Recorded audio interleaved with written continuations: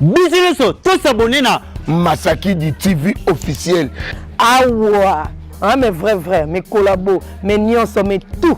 Et les bateaux de ouf.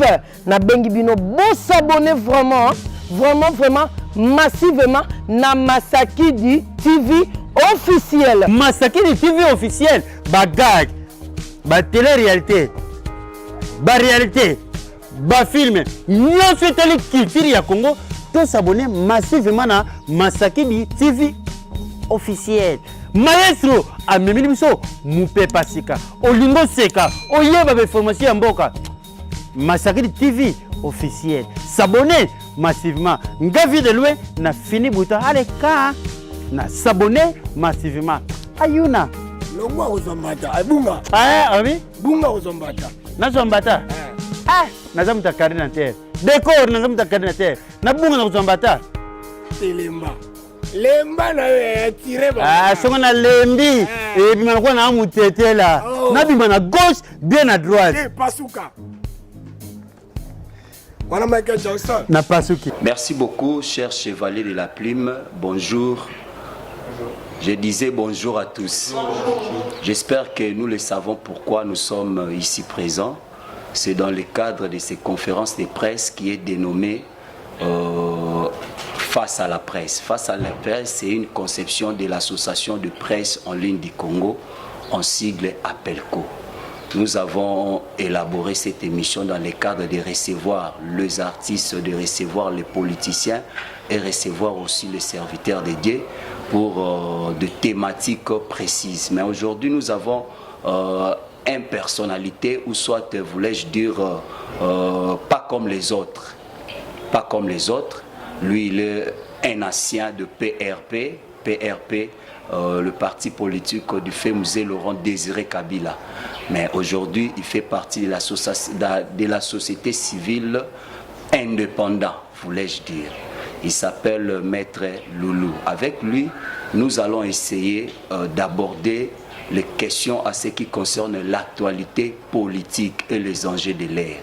Personne n'oublie que ces pays attendent des problèmes sociaux. Avec Maître Loulou, en tant que membre de la société civile, nous allons aborder ces questions. Mais je vais demander au chevalier de la plume que vous êtes, le journaliste, chacun de nous va poser selon la demande. Selon la demande, nous sommes quand même dans une conférence. Chacun ne peut pas se permettre quand même, il se lève directement et puis poser sa question. Avant de donner la réponse ou soit donner la parole au journaliste, directement, je vous présente la personne qui est à ma gauche là-bas après Maître Loulou. C'est aussi un confrère Dimitri Bongani à qui je laisse la parole. Ok, merci. J'aimerais bien parler en lingala pour Nazara plus en l'aise.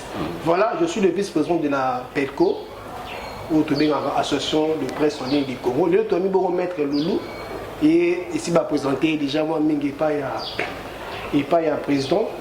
Tu est-ce qu'on face à la presse? Face à la presse, vous dit très bien qu'il y a une émission où Bisso, membre ya PELCO.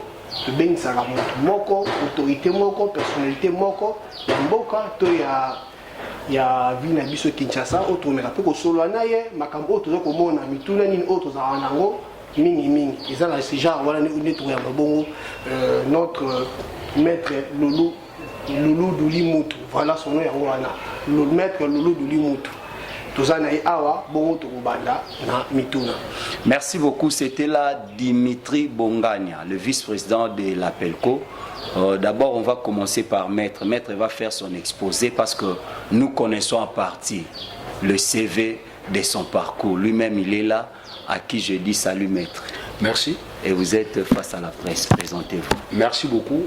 Merci d'abord pour cet honneur parce que pour moi, c'est vraiment un grand honneur d'être en face de vous. Vous êtes organisé. Je suis sûr que vous avez vos questionnaires, que vous allez me bombarder. Là, j'attends. Et vous avez eu l'initiative de m'appeler, comme le présentateur venait de tout à l'heure de dire, vous recevez les élites.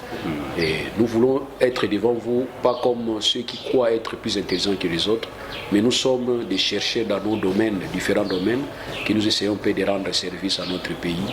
Et je m'appelle Doulimuntu Loulou, je suis enseignant. J'aime d'abord commencer par là parce que c'est vraiment ma première affection. Je suis enseignant, je suis assistant d'un grand professeur, de grands professeurs des universités ici. Je cite messieurs, il veut bien que je l'appelle souvent maître, mais c'est mon professeur, Kumbu Kingimbi, Jean-Michel, et aussi je suis aussi assistant du professeur Sakata. Et voilà, je suis assistant au niveau de l'ILK. Là où j'enseigne, j'ai une charge horaire à Mwanda. C'est aussi mon territoire que j'affectionne, que j'admire comme Jérusalem pour les Juifs. Je suis leader d'opinion, et je vous apprends aussi, j'étais le secrétaire général AI de la jeunesse responsable que je viens de démissionner aujourd'hui. J'ai démissionné, mais j'ai déposé ma démission pour me permettre à ce que je puisse créer une autre structure qui va plus représenter l'intérêt que je porte à mon territoire. Cela ne veut pas dire que je vais porter seulement l'intérêt à mon territoire. Non, je suis Congolais appartenant à une souche territoriale communautaire. Je vais défendre d'abord mon territoire. C'est comme Jésus-Christ a dit, Jésus-Christ de Nazareth. Donc moi, accepter que je sois Loulou de Mwanda. Voilà, je suis leader d'opinion. Je suis là, je suis encadreur des jeunes. Vraiment, merci pour l'invitation. Merci beaucoup. C'était là la présentation, l'exposé de Maître Loulou. J'aimerais bien paraphraser que cette conférence de presse sera bel et bien bilingue pour permettre une meilleure audition à nos abonnés, tellement que nous émettons en ligne. En ligne. Chaque fois, il faut que le lingala local Eliezer, il faut que le lingala Hermo local Papa Molière pour une meilleure audition. Et sur ce, sans plus tarder, la charité bien ordonnée commence par soi-même. Nous avons une question pour que Bande comme Soubazoa livre. Première question, la biso est Maître Loulou en tant que membre de la société civile. Alors, c'est la biso exposé il y a quelques minutes au PCA à Ebisabiso, les bilans et chef de l'État pendant tout ce temps où déjà chapeauté dans la République en tant que président de la République démocratique du Congo et aussi membre de l'Union africaine, président de l'Union africaine. Merci dans la question posée, la question phare, la question actuellement. Qui ça 24 janvier, 3 ans, jour pour jour, il y a exercice, il y a pouvoir, il y a chef de l'État, après ça soit seulement Naya Salaki, il y a 3 ans passés. Bandekonanga bilan izali. Bilan izali et loko moto a présenté kana temps en exercice, ils ont défini. O ya présenté kana o ya sali par rapport à la projection o ya salaki. Parce que le bilan c'est comme le budget. Donc vous projetez nini o ngana kozwa, nini o ngana kosala na o ngana zui. Et puis finalement on vous demande de dire nini o yo sali. C'est ça vraiment le bilan. Mais les bilans dans la rubrique et en France tout moni bazo pesa pe bilan ya Macron. Mais bazo pesa ngona ba rubrique. Ba rubrique et pas na biso to tenir compte na monter. Biso ya to temi to bi pesa bilan chef d'État. So aussi malchance à retourner na bilan chef d'État et pas ya bato à la muka okoyoka makambo na yo. Suppose malchance à retourner bango pas ya bato ya union sacrée, bato béton. Okoyoka pe makambo na yo. Alors nous voulons avoir un bilan où ils allaient basé sur la objectivité, na ba réalisme, c'est-à-dire autres qu'on palper. Mais tous confondre le bilan na ba promesse au pèse na to tenir.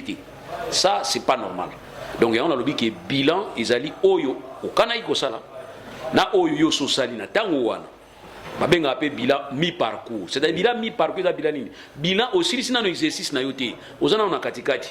Na benga ngo un enfant délibérable, c'est-à-dire aux 8 mais bazon sur la cour mususu no bandela na tine te batana ba point oyo kozo ya sika po e bouger résultat na yo na tant ba la proclamation ya to benga bilan mi parcours mais tozana habitude moko auto créer biso moko ya ko benga ka to bengi ke bilan ya 100 jours ba bilan wana eza ba bilan te o eza normalement faut eza na ndingo na recommandé par la loi non eza habitude moko to kuma nango poto yeba ndenge to lekeseli 100 jours na biso et na ndenge to lekeseli 100 jours na biso et pesa ka pe projection na ndenge to continuer ko sala pour 200 jours pour 300 jours pour 5 ans et il a rappelé muto azo gérer ya mo na benga bilan ya 100 jours alors voilà un peu na pesa makambo bilan ya 100 jours bilan ya 100 jours so ezala ki catastrophique c'est parce que les mesures Oyo constitue à Tchaki par respecter à Kiamoute.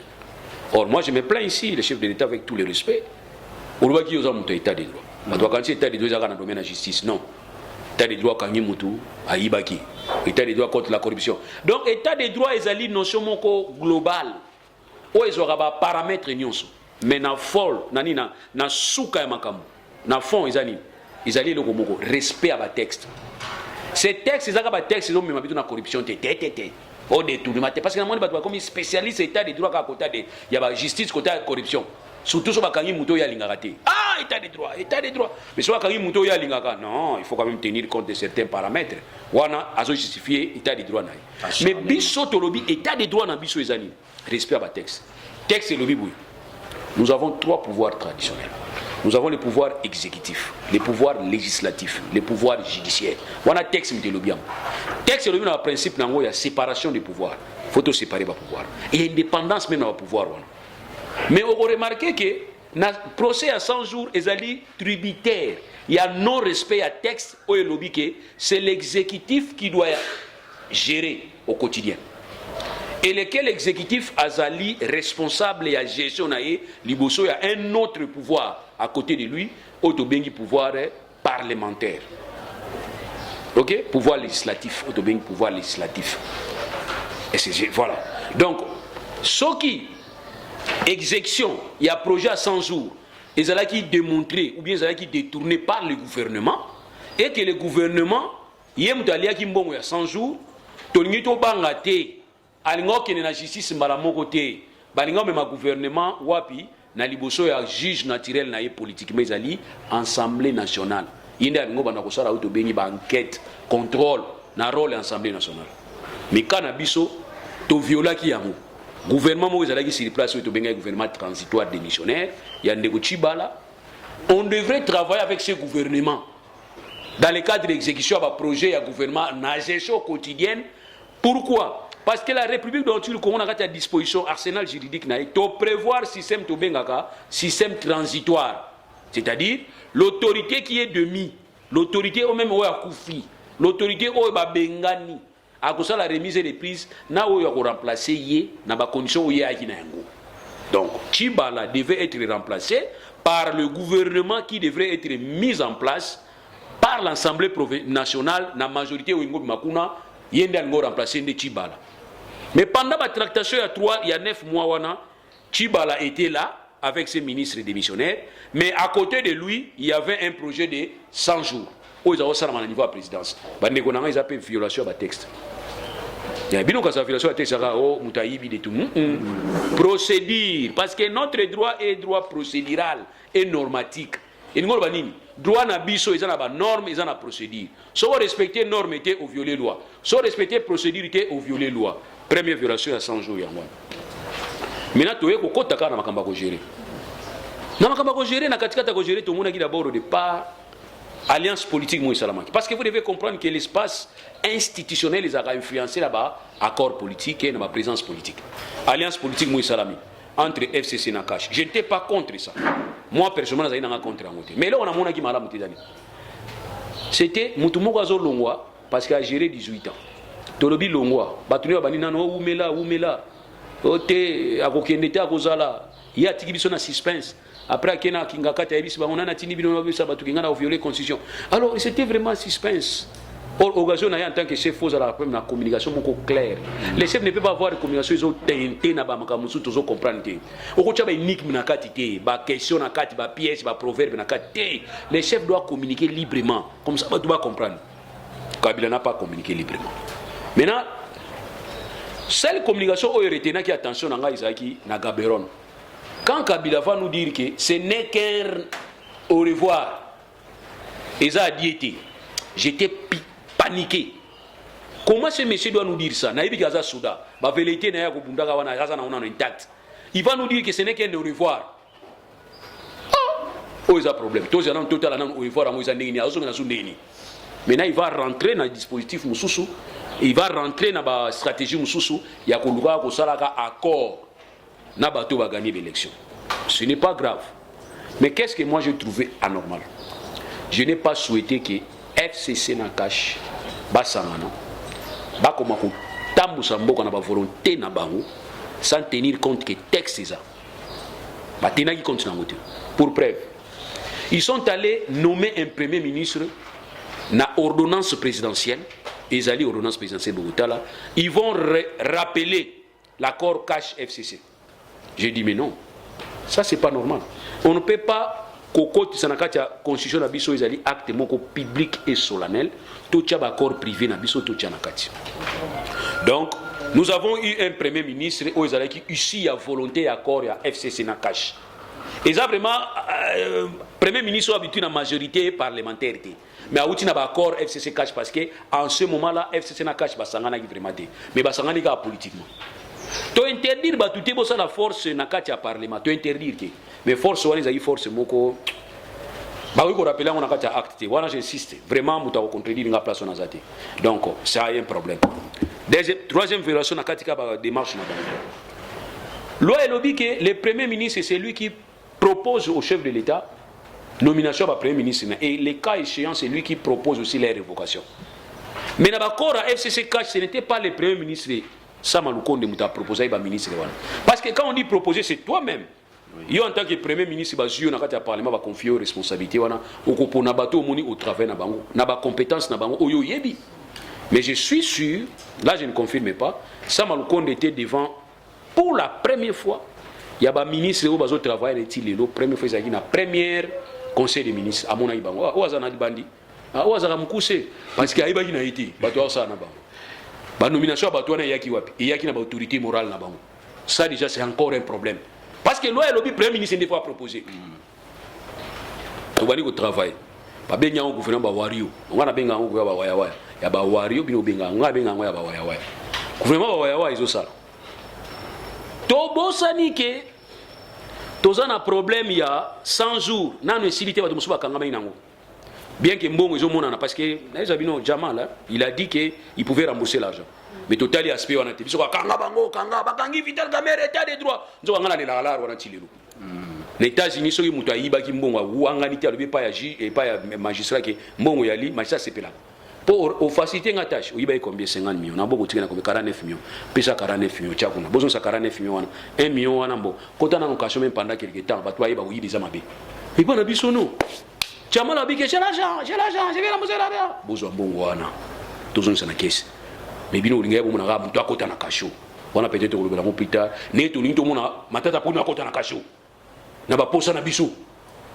Et ba tumso so iba to occupé bango biso matata po ni ko akota na quartier comme quartier parce que to la sabatu ke vraiment je dis mais non c'est pas ça. To respecter procédure. Maintenant na gouvernement ba wario c'est ça ko sala. Toyo sala chi benjulu tsugi ba chi lengelo biso quand to corriger erreur to reprendre même erreur na ba mécanisme moko to zimbo to pese pas mutu on peut placer sur mon côté à FPI est à fond pour la promotion des industries. IGF a lobby que FPI on a besoin intéressé ngai parce que makambo le kakune zo simbate moto wana to pesa ki mbongo atelemi non IGF te poke ne côté mususu IGF ko tonga kananga kasai ngai lo na sepelaki na makambo IGF tonga nani FPI tonga kasai à travers Marcelin non parce que Marcelin za kasai non et alobaki ka tonga kasai non yango mais na lingai pour une fois kasai azwa quand même ne fils qui attend moi par ya mboka na biso parce que kasai pas souffrir trop n'est-ce vous comprenez là oui. Donc ça dit na lingai kasai a profiter ndenge nyonso bo pesa mbongo pour kasai a se développer moni ngai naza prêt na soutenir yango naza muto na mu Congo mais na lingi kasai profiter poani kasai na 1960 61 62 bazui batu mususu bayo sai sa bango misala na niveau ya Kananga ya Katanga ba déporté boyo ka balongola bango na Kasai c'est pas par la volonté na bango bazoi bango na makasi bazui bango ba yetika bango na Katanga bosala misala awa siko muto yaki abosani ressources abosani origine na ezalaka Kasai mais to yebi ko différencier bango kaka mulubakati to bengo ba mulubakati oui donc ba muluba ya Katanga salakati ce sont des Kasai bazoi ki na Kasai bagino sala misala na niveau bon siko tango bozo ka ba tukota Kasai boki na wasa msana Katanga basani ba développer Katanga non oui bo siko tango bango zolongwa awa ayo tika la vide awa nana ko développer Kasai ya libusu yango problème Kasai nzoka Kasai pe dia mesa en fait biloko ezali o bo ba kino Kasai bo fanda awa bo tonga mboka na bango Katanga pe bo tonga o ba Katanga ba sai makasi non so mutama makasi ta oliate bible pe lo biango Alors, difficulté Kasai Azaki Nangouan. Alors, les lots Kasai Azu, moi, passe à nord. Il y a comme on a la tête, il y a RDC. En tout cas, on est en ville de Talibino. Heureusement, nous avons battu. Nous avons un tribaliste. Pour la première fois Kasai Azu chance, il y a un président Moulouba. Pour la première fois, projet Moko Bimi. Et puis, maman, bimi, na niveau FPI. Mbongo, et puis, maman, Kasai. Mais bon, on a bon mission. Chef d'État qui roulait la liboso là-bas. Ouais, Nzambe, bon et bungier, bino bandi kono makila nanga. C'était pas ça. Kasai a perdu encore pour une fois. Tant que Kasai a bénéficié pour le développement à Kasai, tu perds encore. Mbongo et belé bimi kei. Comment vous dites-vous que na mbongo ceux qui 3 millions, na yoka qui nanga ceux qui 2 millions, ba école na Kasai. Quand on sait que na Kasai, même école à Mulungu za la quitter. Tout le monde a pas na l'école en c'était. Mais le reste retourne dans l'école. Mais on a beau école moko moyen non, ou écouter moins cher. Babi Suso on a qui batonné école moko 350 000 $. Alors on a 3 millions, combien d'écoles faut autonga? On a ça la réflexion non. Ça derrière pour anine. Kolongo la rôle où il y a pouvoir, les prérogatives il y a pouvoir exécutif. Bozo bois quand on a ba cellule na ba individu.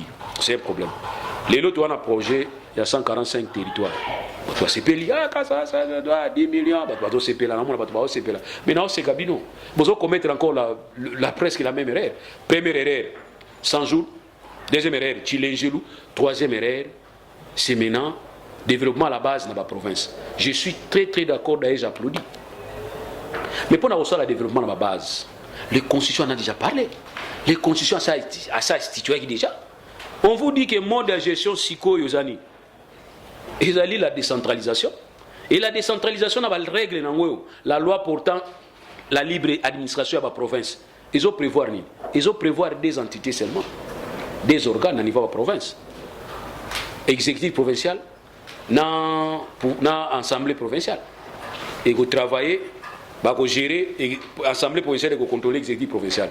Et dans l'Union, on a un cours de compte à ça. IG fait ça, Jissi ça sali. Bozo un bon pesa na bango, ba gérer bon wana. Ce n'est pas ça. Kabila na batunaye. Ava ba kende. Ba pesi biso esprit amabe. Ba loki biso, ba salini. Rétention, retenue à la source. C'est parmi les principes il y a décentralisation. C'est parmi les principes il y a libre administration à la province. Et le but que les provinces doivent retenir à la source. Ba ne kona retenir à la source ngol bani. Et ngol ba boué. Province moko réalisé 1 million de services nyonso DGDA DGI nyonso wana na kati ya province ba réaliser 1 million au moni on kiza 1 million bolongoli 600 000 botineli Kishasa bino botika na 400 000 c'est ça la retenir à la source kamatata boyango mujito boyango kabila boyaki yango bino pe lelo boso boyango mais bozo bisa batuté que bozo respecter constitution là vous ne dites à personne hein. Mais bien sûr, tu nous dis état de droit. Mais vous avez ça que vous violez aussi. Vous avez ça la collègue au Kabila. Mon mieux y en a qui ça. Bazuang. Batali combien aux dans la province. Bazu $10 000. Bazu c'est pas ma beaucoup y a pas gouverneur. Bah si gouverneur toujours soutenir le Robangate union sacrée quota. Parce que bazar tu vas union sacrée. Tous les gouverneurs bazar union sacrée. Gouverneur bazar union sacrée ba longola ba. Oh batigaliawa sous l'impulsion. Sous la bénédiction, il y a 10 000 euros qui est géré province. So, il y a 10 000 $, il faut 400 000. Musique à 10 000. Tant qu'il y a dans la province, il y a Kishasa. Merci beaucoup.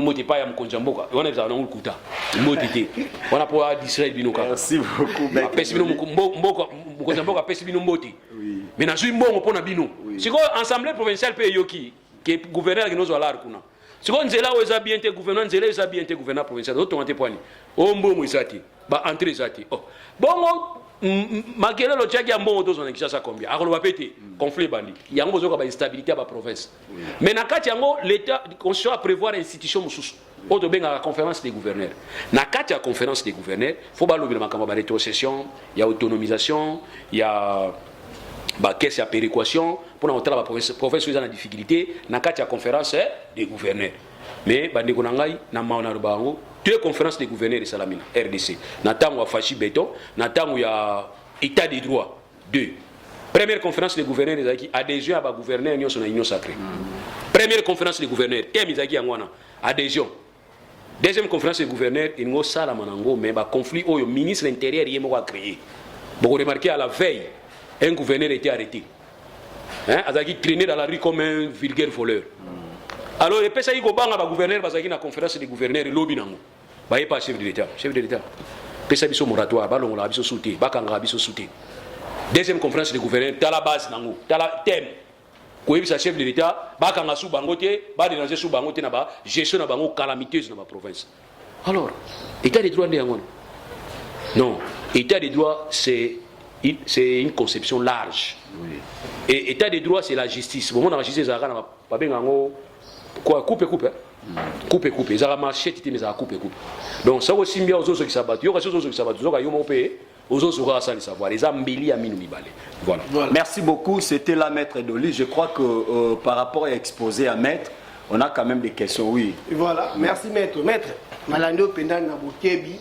Na ceux qui sont qui est que soit les bosso balandi ou expliquer biso no bilan ils ont la rubrique nango en termes de pourcentage sur le bi opé sa pourcentage na ba lo bimisi moi ba perte mo boy en termes de pourcentage ils ont combien pour na bilan ya chef de l'état là que soit les bosso mi balé ils ont sous question par rapport il y a des marches yo président de la République à Saline à Tamboli Bongo est-ce que to comme on a période il y a pré-élection té mais na ba discours ne mususu azolo ba rotina ba to 2023 ba voter est-ce que on est à contre mi be côté mais tout na ya première question ils allaient autour il y a pourcentage ya bilan chef de l'État au moins na poto ba difficulté tout ça dans les années d'abord bino ba presse bo sangani na yo la bino ma ba to tena compte à force na bino te o ba lobi oza 4e pouvoir mais bino ne faut pas pesa biso bilo kwa na ba enquête bo ça enquête RFI to ga mona RFI et maison de sondage ni na Kinshasa bino boyebi que maison de sondage exacté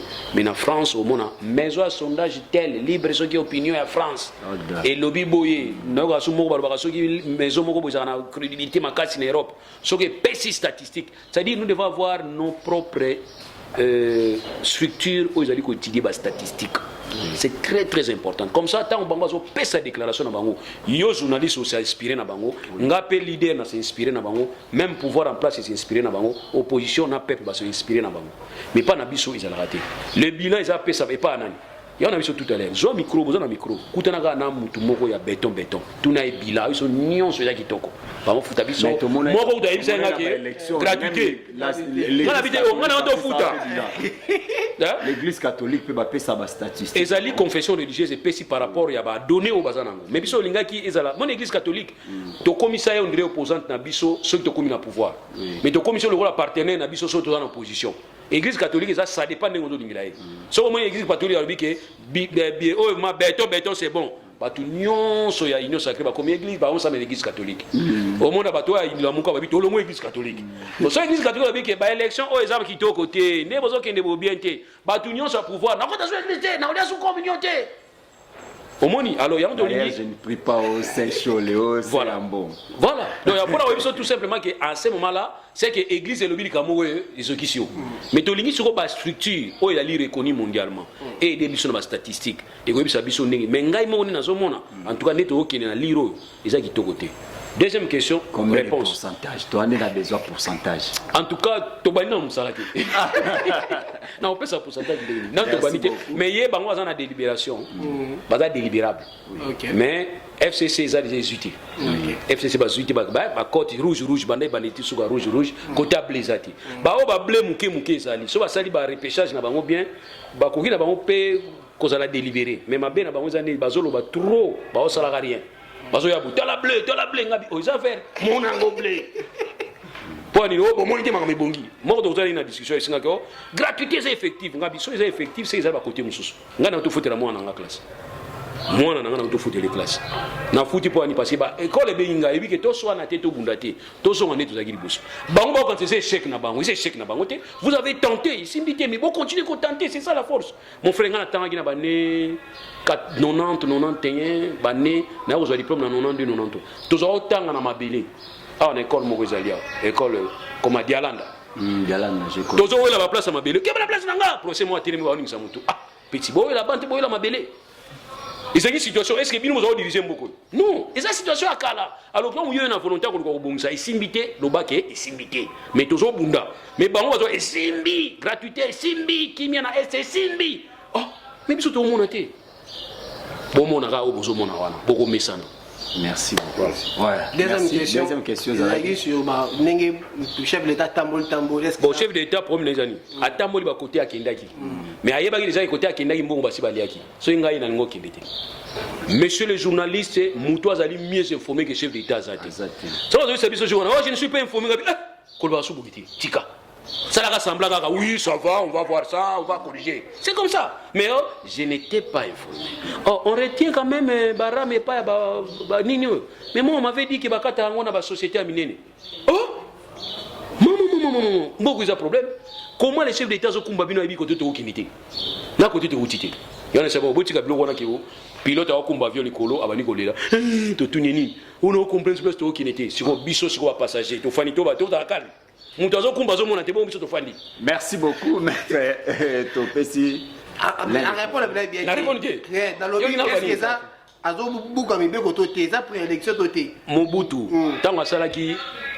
Mobutu, tant que la consultation populaire, à Kendaki brisquement, la place Moussous. Mobutu, tant que la consultation populaire. Puisqu'avant que Mobutu ait la décision de la démocratisation, à Salaki semblant au temps de la Zahir Mobimba. Place à Taoki n'a pas sabatouté. On n'a pas beaucoup de communes dans la province. Mais le président Michel Okende n'est Mwanda. Ok, Mwanda. Nazoya Mwanda. Kabani Kotonga, Kobumisa Banzela, Koboka Bamai, na Wiso Mona raté. Pour les chefs d'État soit dans les Ganzela, faut que Ganzela wana. Oh, faut pas dire qu'on ne on a pas Mona Ganzela, ça bien tout Ganzela, mais on va bon ça va tirer penti ba show. So les chefs d'État soit dans les Ganzela, on va bien Mbogo Kola. Nzoka, hier position. Ayebi biloko wana. Akoko na faiblesse biloko wana te. C'est le terme de Bigo Magamizoli comme Souna Zoibati. Tout ce qui est Kolobaka Ningwanati. Il y en a le biquet.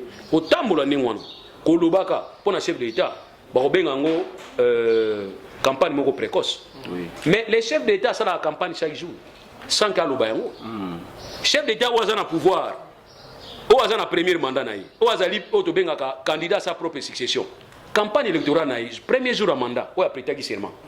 Au bani sur la campagne, sans Koloba, aux autres travail. Sur autant, aux face à l'adversaire, so ngolo bana bigake tala réalisation wana iboso na kutaki yango tenga na sale kyango nzela weza yaki bien te peuple baza futa makapamba les social abatu bongi c'est des chefs de l'état campagne électorale na isa mandat na ya liboso alors ceux qui chef d'état bandi déjà que oh bon voter ngai c'est que ça un problème tu dois aider un problème wana tu sais que communication est bien te mais aussi façon ko le likambo mes chers amis dans la vie pour réussir à un projet même dans une situation même dans un mandat il faut des éléments. Il faut avoir les moyens, il faut avoir la volonté. Ce ne sont pas les jumelles, ce ne sont pas seulement les jumelles. Mais on va si à moi. Oui, si à moi, non? Oui. Jumelles, les abatoumi balé, moutanzela na ye. Jumelles, au monde na Lubumbashi, Nzouja na Lubumbashi, il passe à na Congo central. Mais si à moi, baza obligé baza la bisika moko. C'est-à-dire volonté na moyen, il faut aller ensemble. Quand tu as la volonté et que tu n'as pas les moyens, ça va poser un problème. Mais quand ça pose un problème, ça n'a courage à Wibsabato.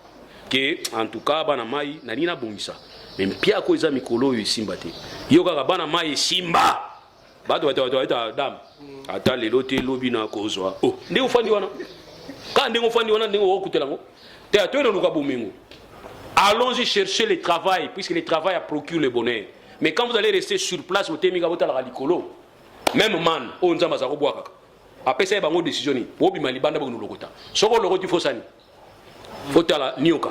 Donc Nzamba pesa iba condition pour muto azo iloka kolia. Nioka iko soyo tala nini? Tala nioka. Mais yo nioka suyo bige on a tala te Nzamba sala uya osala okufa.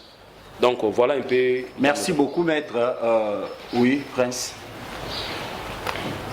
Je crois maître Louis de Lambadio déjà, non c'est le Prince qui l'a dit.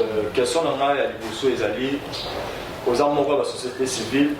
Mais quand on a expliqué biso bateau peut bailler bité bailler ba rôle de la société civile na mboka et zaranini. Puis deuxième question c'est ça boza ba société civile quand on dit président de la République ou Samuel Tshisekedi à l'obak de mboka ici pour faire sortir mboka pour faire déjà bino façon na bino sorte ma candidat bino ezali en tant que société civile. Merci beaucoup monsieur Prince. Société civile au fait ezali ba songi à quartier. Bazawana bamona mabe ya quartier ozo bunisa batu nyonso mais babunda rapona intérêt batu nyonso batu songi ezate ko songi ya quartier pour sala batu mabe te pona ko loba alerte que bokeba nzela oyo eza malamu te bokeba awa eza malamu te na population te voilà na koyo définir société civile. Société civile ezali ensemble ya bato oyo baza na pouvoir te mais baza ba peuple bana besoin de bénéfice. Société civile ba parti politique nyonso ba membre no baza na kati. C'est comme le lobby soto lobby la Mwanda. To senga ki le chef d'état zo kende Mwanda pour na inauguration to bisa ki ko inaugurer kanini mais ça peut solution pour na courant. Mon frère, tu sais que bato chef de l'état mususu na bato mususu ba mona ni to bunza chef de l'état parce que to zo bisa makamba courant. Biso to yisi bato na problème grave ezate. Chef de l'état na landa ki na Sankuru arbayi ke boloba muto abangisa binote. C'est la démocratie. Biso to zoloba. Tant qu'on reçoit solution pour na courant na Mwanda, to yisi bato na ba se déconnecter na SNEL. Parce que nous avons besoin de courant. Bon, on a SNEL, bon, c'est des abonnés. Nous parlons pour l'intérêt de tous. C'est ça la société civile. Pour l'intérêt à Batou, pour l'intérêt à Batou, nous ne sommes pas derrière les partis politiques. C'est ainsi, moi, personnellement, je définis la société civile. Il y a un bon moment où on a la tendance. Dans la tendance, ceux qui côté à président, côté à pouvoir, c'est ma bé natakakata. Na fois nanga bokena bisikate bobenga ngati webisanga bobeninga lito epo ani lobi boy azate so pe côté opposition na ko attaquer na attaquer neti côté opposition organisation ezate. Nous avons dit que na weteli opposition il faut une loi portant statut à porter parole et opposition, mais nous avons fait une erreur.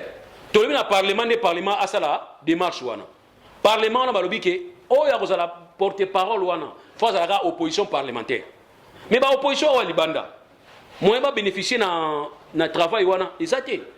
Donc ce qu'on parlement depuis tant Kabila ti lelo masala effort te ba bimisa porter parole ya opposition et ce qu'on gouvernement so sabisoni o etali biso te so bimisi porter parole bazo boza na ke institution wana parlement eza sous regard ya chef d'état au regard article 69.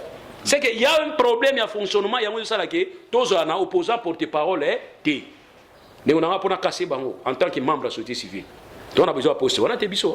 On peut casser mon dossier. To limite proposer bango boy. Oh ya ko bima deuxième na élection présidentielle, il y a la porte-parole l'opposition. Parce que bon rataki ya on mboka na biso to mona ve fayu la président. To rataki. Parce que différence entre yena chef de l'état et Zéhi Makasité. Imaginez que Numbi ba votaki. Na beni oto ko sila maladie ya Ebola. Ba votaki parce que Ebola on peut voilà. Toi quand on a là Dieu a makasi ko leka Ebola ko leka Ebola mais élection so salam. Kuna to boye ko sabe so po Ebola zala kuna. Bon imaginez que Numbi na beni ba votaki. Mais les autres ont la situation ce soir. Alors ce monsieur là deuxième, on va commencer à le négliger. Non, il faut considérer pour tenir compte parce que ce n'est pas le président qui est élu comme un individu, mais c'est plutôt le programme du chef de l'État qui est élu. Le programme du candidat. Il y a un meilleur. Il y a un salaire qui est voté. Bon, on a voté. Mais on n'a pas payé côté Moussous. Alors, programme, il y a Bisso, il y a Fachi Béton. Et ça, Pembeni, mini, na programme, il y a Fayoul. Donc, Moutoufoua, c'est l'alternative, il y a Fachi Béton. En principe, il faut ça. Fayoul, on a été porte-parole, il y a opposition. Voilà la proposition de Pessagui. Mais Bisso, société civile, nous sommes pas dans le quartier. Nous sommes dans le quartier. So il premier dans l'opposition tout le bila. So il premier dans le pouvoir tout bana quartier. Ou bana quartier bazala. So inda ko aussi dans quartier bana umango. Ah lo biso bana quartier. C'est beaucoup fait les batbaya. Batbaya ka biso bana quartier. Biso bana quartier. To bana quartier bo le babiso te. Mais bo le babiso po ani parce que tant tozaki na bino ensemble, bo pesa 50%, côté ba pesa 50%, poto longo la kabila, wa les aki. Normal. Mais tant to sabino ke bana mai berere to mosala netia kabila. Non, ene. Boni mboka te. Yo bona linga mboka fona linga mutu. Moi, c'est l'intérêt général. Quand je trouve que... Et puis, j'appelle les journalistes à se manifester. Ce que je dis que aux frères pour le développement Congo, mi boire na mai. Merci beaucoup. Deuxième question, Zani. Mbokiza okufa. Tant que société civile, Bon, tu es bien dans le contexte, il y a le village, même sous le candidat, monsieur à la candidate. C'est par l'abondance du cœur que la bouche parle, n'est-ce pas? Donc c'est la moni minga, t'as la côté qui n'a pas la moussala à Bongisi. Mais à côté de Moussa et Koufi, donc il y a un constaté qu'il y a un Moussa et Koufi. Imaginez que Baromba qui n'est pas bon au Sakananga et Kassai. Que chef d'État a qui ont qui toko, Babongisi, Gratte-ciel, Babongisi, École, Babongisi, Angolo, parole. Angolo, parole, on a été. Mais à qui au bout, ça a tapé Moutou. Il y a super mon équipe, Batoiseau, Teka, la synagogue, à Pexi, Bango, Pexi, à Itasalai. Aïe Simba, Foué, Banigo, Beta, Bango. Donc pour dire que Azam Moutou, mais Tobaï, Balanga, je les ai été. Parce que lui, c'est une institution.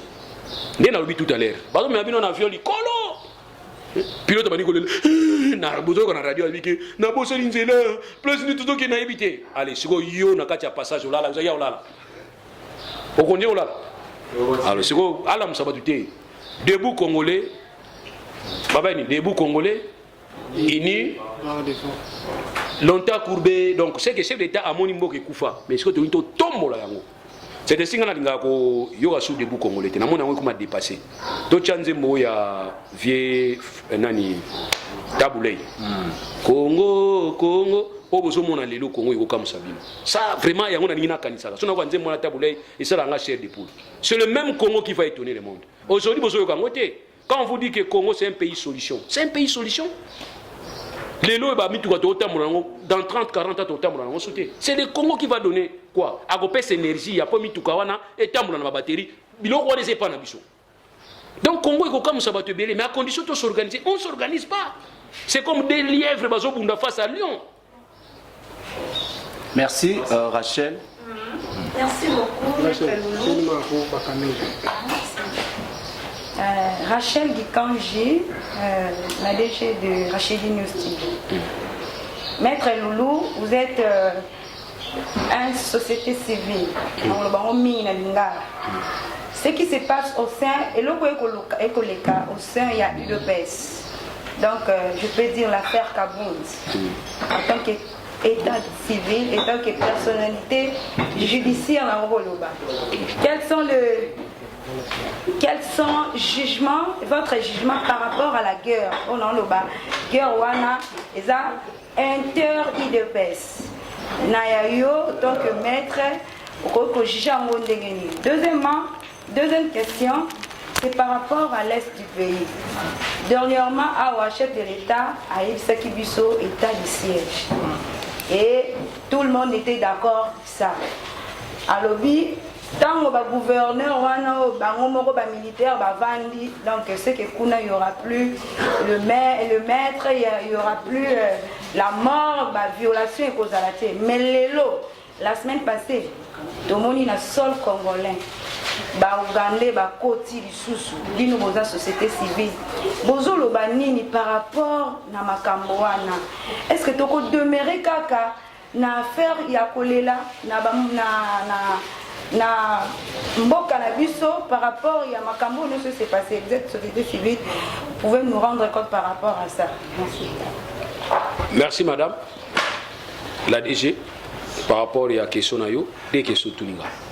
Question à Jean-Marc Kabound. Je voudrais vous rassurer, madame. Jean-Marc Kabound est devenu un homme d'État à partir du moment où il a été élu vice-président et assemblée nationale. Par là, il devient comme un animateur adjoint à côté de Mosso. Mais Jean-Marc Kabound, pas comme un vice-président et assemblée nationale au Iwana, il était d'abord député. Jean-Marc Kabound, pas comme un député, a eu bénédiction et un parti politique naïe aux alliés IDPS. Mais tout renversé. A commis membre IDPS Poani, pas à membre IDPS. A commis député Poani, IDPS n'est indi. A commis vice-président Poani. C'est parce que va voter dans le député. Notre pays. Et quel est votre bilan à part aux 3 ans du chef de l'État au niveau national depuis? Il a accédé, votre bilan par rapport à l'accès du président de la République en tant que président de l'Union africaine. Pouvez-vous donner le bilan de notre président et puis votre point de vue par rapport à ce qui s'est passé à l'IDPS? Bon, j'ai comme l'impression à ce qui concerne l'IDPS, il a déjà répondu. Les bilans aussi également. Au moins, en français, c'est pour la rédaction. Hein. C'est pour la rédaction. Parce que je croyais que j'ai fui la question en lingala. Oui. Je voulais être épargné en français. Je crains que quelqu'un qui Congo va encore me dire, dire ça qui Congo. Mais bien que j'ai fui, hein. J'ai fait un effort de fuir, monsieur Emmanuel. J'ai fui, mais tu me reviens encore. Bon, en ce qui concerne le bilan du chef de l'État, nous avons le bilan mi-parcours et nous avons le bilan 100 jours. Le bilan 100 jours, ce n'est pas une exigence. C'est en tout cas, comme on dit, Il y a out, il y a in. C'est-à-dire, c'est comme, je vais dire quoi? C'est comme nouveauté, c'est une nouveauté. Où nous avons instauré un système, à chaque fois que le chef d'État va dire 10 jours et 100 jours, qu'il puisse nous donner déjà l'aperçu de comment il a géré. Parce que 3 mois, c'est déjà trop. On peut déjà avoir l'idée de savoir nous allons échouer ou nous sommes dans la bonne direction. C'est ainsi que nous avons instauré ce système de 100 jours pour donner notre avis. Mais malheureusement, nous avons été, n'est-ce pas, déçus. Nous avons été déçus par rapport à ces 100 jours. Et c'est les 100 jours qui vont nous ramener un procès presque de la honte. Pourquoi? Parce qu'il y a un non-respect d'une disposition capitale en ce qui concerne la séparation du pouvoir. C'est le pouvoir exécutif par l'institution gouvernement qui gère au quotidien, qui a un programme. Mais malheureusement, pendant cette période de 9 mois, nous n'avons pas encore eu un gouvernement. Pour avoir un gouvernement, il faut avoir le gouvernement dont vous allez voir que vos frères et vos soeurs et vos amis. Mais or, celui qui était en face, c'était déjà un gouvernement. Nous avons une disposition transitoire qui fait que l'institution qui est démissionnaire, ou soit celui qui est fait mandat, doit attendre à ce que l'autre qui va venir la remplacer dans les mêmes conditions. Donc nous, pour nous, c'est Tchibala qui devait attendre afin que Ilunga Lukamba vienne les... C'est ça, non? Pépé Lumba vient les remplacer. Mais on les laisse là-bas comme des figurants. Mais on va prendre les prérogatives du gouvernement, l'institution gouvernement, on va les confier à l'institution président, d'ailleurs dans son bureau administratif. Et nous avons connu des problèmes de 100 jours. Ça, c'est déjà un bilan. Hein. C'est déjà vraiment une perte. Parce que nous avons perdu et l'argent et le temps. Le mécanisme veut que c'est toujours le gouvernement qui puisse savoir de quoi exécuter les programmes. Mais on va instaurer un Chilenjilou. En Chilenjilou veut dire exemple. Nous, on croyait qu'on va tirer les leçons sur ce qui s'est passé au bilan de 100 jours. Mais on va reprendre la même bêtise. On va confier cette fois-ci à un conseiller qui va travailler avec le Fonds promotion industrielle. Les fonds là, qu'on doit remettre dans le cadre de subventions, dans le cadre d'accompagnement des opérateurs économiques industriels, on va mettre ça au profit sous la direction d'un conseiller à la présidence pour aller faire développer Kasaï. Parlons de Kasaï. Vous savez, Kasaï, pour moi, je suis au Congo, mais Kasaï, je me plains vraiment et puis je regrette. Nos frères Kasaïens subissent depuis 1960 jusqu'au jour d'aujourd'hui. Avec la déportation, on va prendre les frères Kasaïens, on les a menés au niveau des Chaba pour qu'ils aillent travailler. Mais ils ont ignoré que Kasaï aussi avait besoin de travailler, de la main-d'œuvre. Ça, c'était pas normal. Mais aujourd'hui, on va créer une discrimination. Les surnommés des Baloubakat. Or, dans notre tribu, il n'y a pas de Baloubakat. C'est-à-dire des Kasaïens, habitant Lubumbashi, sont des Baloubakat, mais ils ont leur identité. Et aujourd'hui, on va créer en sorte qu'on puisse détruire tout ce qui pouvait faire donner la confiance aux Kasaïens. Tous ces gens que vous voyez ici, des Wewa, viennent de là. Vous leur posez la question, mais pourquoi? En tout cas, Kuna Moïse a sauté. Mais or, si nous créons un bien-être là-bas, ils allaient peut-être rester là-bas pour développer leur pays. Voilà, monsieur, en quelque sorte, ce que je pouvais vous dire. Aujourd'hui, nous sommes encore en train de faire la même erreur avec le développement des 145 provinces. Il y a la loi portant la libre administration des provinces qui a tout prévu. Là, on vous parle de retenir à la source, 40%. On n'a jamais retenu à la source. L'argent arrive d'abord à Kinshasa. Et c'est Kinshasa qui va renvoyer aux provinces. Et ce que Kinshasa va renvoyer aux provinces, ce n'est pas les 40%. Ça ne peut même pas même 5%. Alors là, maintenant, qui va recevoir l'argent, c'est les gouverneurs. Les pauvres, quand ils reçoivent l'argent comme ça, lui aussi profite. Hein? Quand il va profiter, mais c'est l'Assemblée provinciale qui va poser des questions. Mais tout le monde a clarté. C'est à ce moment-là, maintenant, il y a instabilité. Maintenant, pour résoudre cette instabilité, c'est le ministre de l'Intérieur qui va se mettre en musique. Suspension, allez, on suspend tout, on suspend tout. Et nous avons institué ce que nous appelons la conférence des gouverneurs.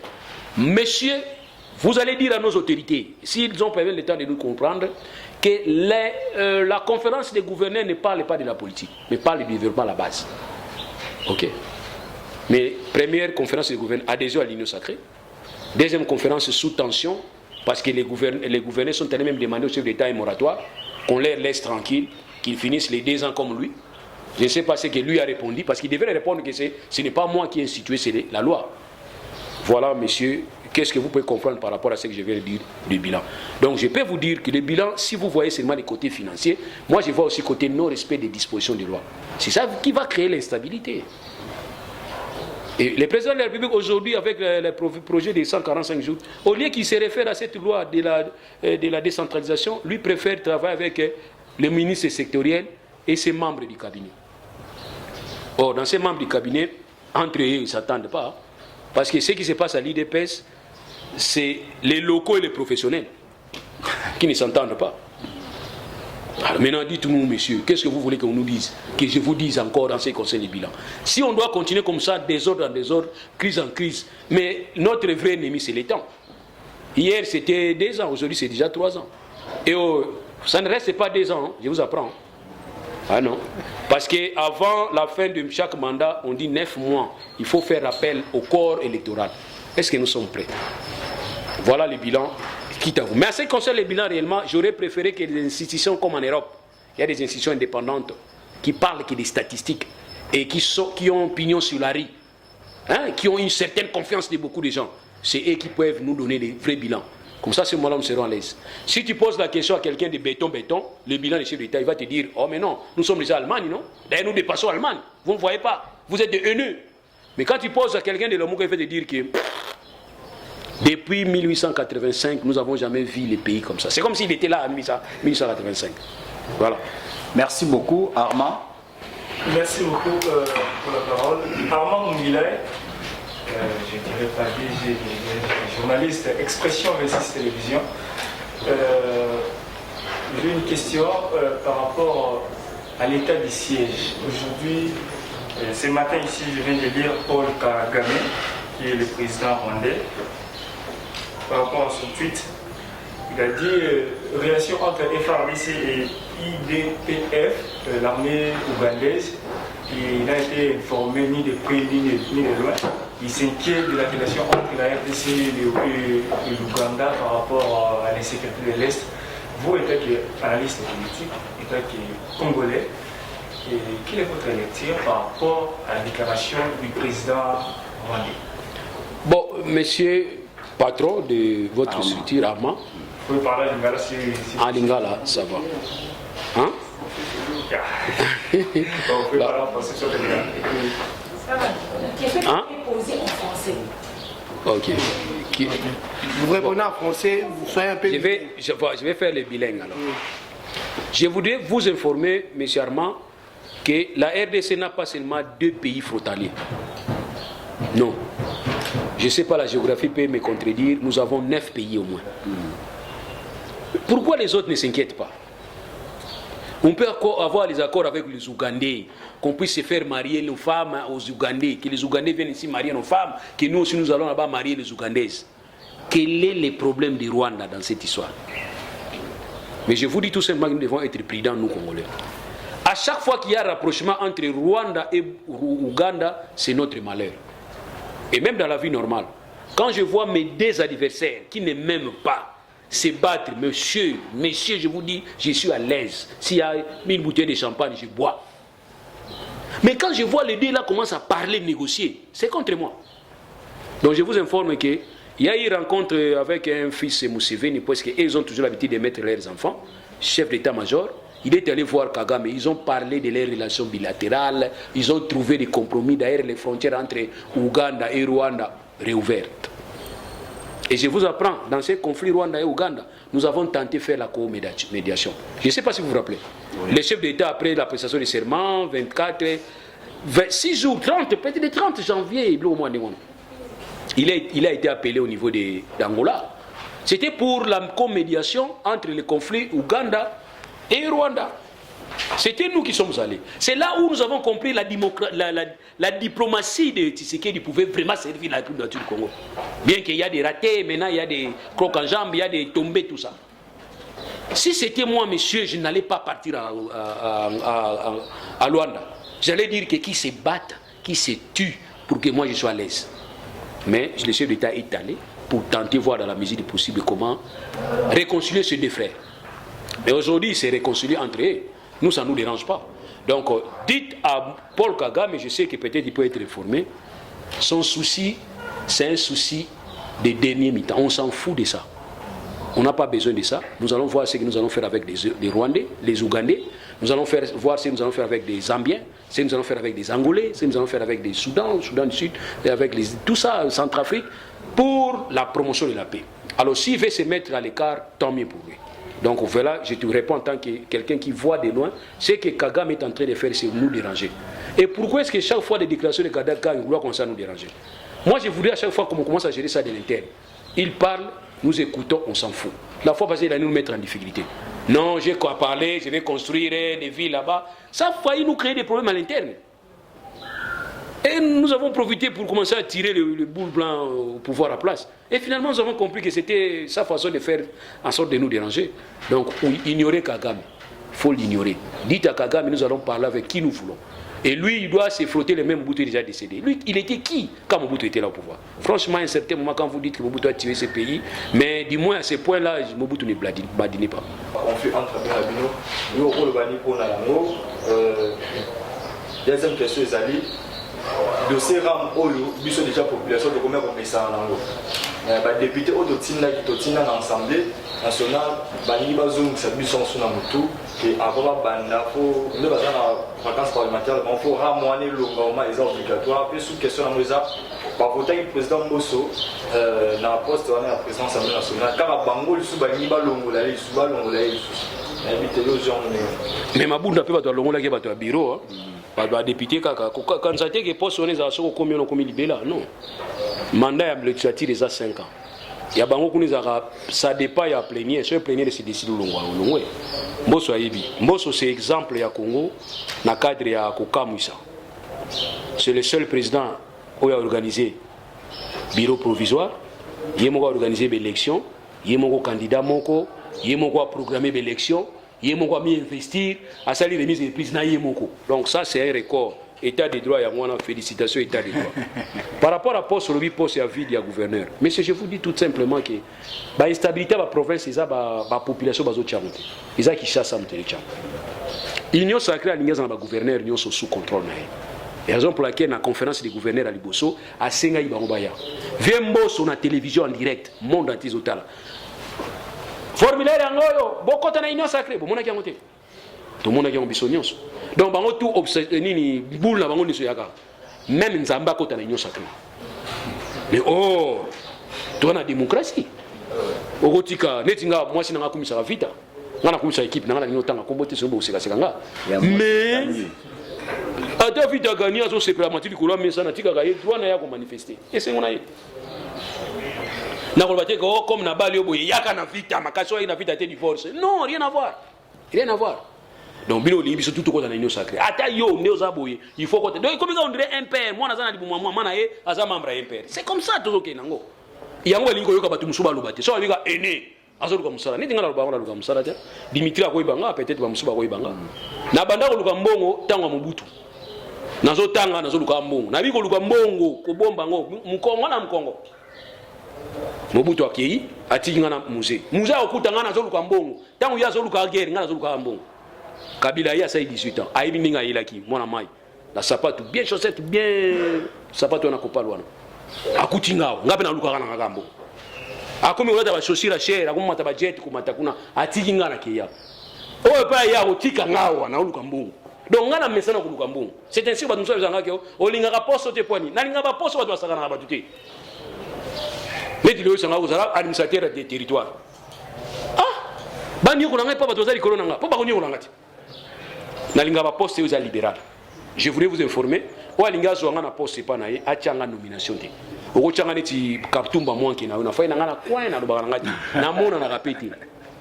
Mais ba poste to luka poste à ministre, to luka poste à député, même la députation, nga na za muto mwanda. Nazo boya kopesa même candidature na mboka nanga baso tinda nga ba message même ba koko na biso yo nakoloka yo ngai pwani oboyi kopesa candidature abi lokanga na opesa te na linga ba poste ngona linga au travail poste à député na linga ngote sénateur na linga ngote ministre na linga ngote oh sogini na linga ngala linga poste yo ochenga sima kotanga no komona ngati ngabe na kotanga na komona na pra batuté c'est les conseillers que nous voulons derrière le chef de l'état conseiller à chef de l'état en matière de sécurité toyebi yo ils ont un sens. Conseiller à tiens d'état énergie nani. Soit je suis le conseiller. Ah donc c'est que je sympathise à Fouti naï. Mais ceux qui chef d'état est symbité au moment ayo ka batuté. Ba conseiller besoin. Yo tant Mobutu ba conseiller. Yo tant Mobutu ba conseiller Mobutu te. Il travaille à la présidence c'est ça ira ba comme toi ça na présidence. Na ça na ANR. So tongi chef d'état parce que na zalinga mona okanga yo. Oh Moi dans la classe, batuni papa mina sala wapi. Oh asala kana na denia. Batu akanga ba soda bango. Wana na fiche ya classe. Mais na CIA c'est pas le cas. Monsieur na CIA moi sinon ça na CIA yo ibate. Mobala ça na CIA yo ibate. Nazo sala musana. Musana ni basala. Ko kanga ka batuti. Ko sala ba analyse ya ba renseignement. Ko sala analyse. Kuna na kati wa beso ba analyste. Oazo ta l'enseignement, renseignement, a commission information. A eu information à transmettre par l'autorité pour décider. Il y a un moment où décision monsieur Zaka Kitoko. Parce qu'il y a un travail qui a été fait en amont et pas à service. Mais pas n'abiso nasa muto aner ngana kanga batu. Il y a un moment où le régime est quoi bakimaka. Mais muto ase ya ko kima ndenge nini Donald Trump a longwe. Muto ase ya kima pour ania kima. Parce qu'il sert les États-Unis, c'est les États-Unis. Est-ce que vous comprenez? Il y a un lobby donc poste à gouverneur wana makamzo tanakishasa. Biso abatuti. Botu na ministre aselo yé. Azo so na conseil d'état. C'est la première fois na mon ministre a sa la décision na conseil d'état. Et ministre a donné ko pesa conseil d'état leçon. Ya ko yebisa yé nazo se basé na re ya cour constitutionnelle. Or a bossé ni cour constitutionnelle a saisi na contentieuté, mais a plutôt na interprétation. C'est ça qui est pour l'interprétation. Cour suprême a lobby que non, ceux qui gouverneur balongo lié na déchéance faut présenter dans les 48 heures d'émission. Assez le boss qui type on a balongo la qui na cour constitutionnelle c'est là 48 heures ici les cas yé passé le mutona yamba qui yé wana mutona yamba chef de l'état ayamba ba konjebele ba kina na Congo central 48 heures les cas assez la fois nya kanisa na longo la été tika na longo la a longo li tu vois mboka na biso. Alors si vous créez de tels baïsida boibino vous créez faut déjà biso. Ils ont biso donc vous créez un bino moko bakonga condamné pour un détournement, pour un capitaux, fuite de capitaux, Bakongo va condamner. Ok? Capitaux na renforcement terroriste. Bakonga. Loi et lobby, nous sommes à plus de $10,000 dans l'aéroport. Toi, plus de $10,000. Plus de $10,000. Moutouana Zali poursuivi comme un délinquant. Délinquant pour ani parce que Azali Moutou Azali ko sala ni na ba capitaux fuita ba capitaux ba nini na ba financement ba terroriste. Loi Moutou lobi ndengona te. Oyebi loi et lobby Moutou na za droit en fait Moutou na fois à combien de temps na prison? Minimum est à 10 ans. Maximum est à 20 ans. Boy sangai. Wili ba konga ba kanga une infraction. Ba pesa y combien de temps? 5 ans. Est-ce que 5 ans? Azu grâce présidentielle. Abimi la grâce présidentielle. Alors, la grâce présidentielle, le lobby que Mouto a détourné à cause de la route. Vous comprenez? Est-ce que vous comprenez que nous sommes et puis, nous sommes en tant que juriste. Vous sommes en Bisso. Pour moi, je suis en classe, tout le monde c'est ainsi que nous répondons en classe. Il y a le minimum et le maximum. Jamais juge a condamné Moutou na c'est un minimum. Jamais. Quand on dit c'est 10 ans, c'est 10 ans. Et bien, que Moutoua a 10 ans pour bénéficier de grâce présidentialité, Moutoua a une réduction, mais Moutoua a condamné pour la détourner pour bénéficier de grâce présidentialité. Mais oui, il va qu'on a bimi. Abima, le ministre a dit ah, comment il ici là, non?